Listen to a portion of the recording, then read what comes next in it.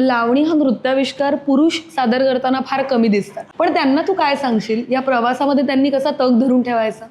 ते म्हणतात ना की अजून पण मला असं वाटतं की आपण शिकलेल्या अशिक्षित समाजात वावरतो, जिथे आपला समाज शिकलेला आहे पण अजूनही त्यांना जेव्हा कला ही गोष्ट येते तेव्हा तिथे स्त्री आणि पुरुष यांना डिफरन्शिएट करायला खूप इझी पडतं. आणि जर तू इतर कोणतेही प्रोफेशन बघ तिथेही स्त्री आणि पुरुष आहेत, पण तिथे ते जाऊन म्हणणार नाही. जसं फॉर एक्झाम्पल मी तुला सांगतो, म्हणजे before coming on the Lavani topic for that पुरुषांच्या, की आज आपण बिग फिश या इथे आहोत.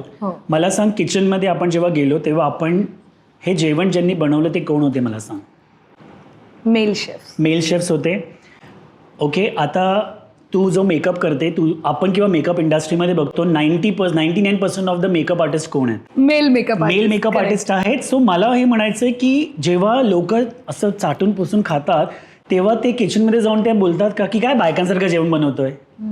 पण हे जेव्हा डान्सचं येतं आणि मी जर एखादी लावणी सादर करतोय किंवा मी एखादं क्लासिकल परफॉर्मन्स सादर करतोय, मला हे का बोललं जातं की काय बायकांसारखं नाचतोयस?